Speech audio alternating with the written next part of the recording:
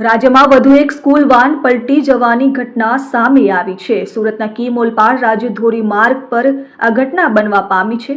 મૂળત પાટિયા નજીક school van પલટી મારી જવાની ઘટના બની છે।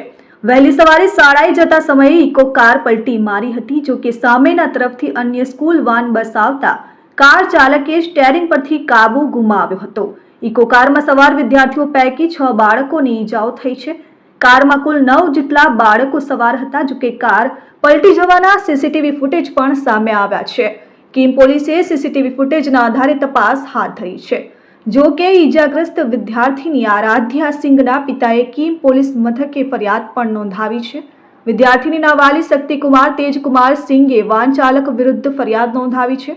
બંટી નામના ઇકો વાન ચાલકે પૂર ઝડપે વાહન ચલાવ્યું હોવાની ફરિયાદ નોંધાઈ ચૂકી છે।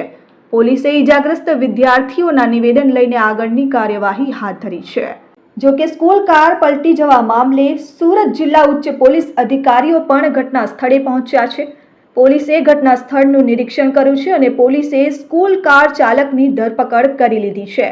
પોલીસે વાલીઓને ખાસ અપીલ કરી છે કે અધિકૃત વાહનોમાં જ પોતાના બાળકોને શાળાએ મોકલે, તેમજ ક્ષમતા કરતાં વધુ બાળકો ભર્યા હોય તો બાળકોને બેસાડવા ન જોઈએ અને વાલીઓ તેમજ શાળા સંચાલકોએ પણ નિયમોનું પાલન કરાવવું જોઈએ।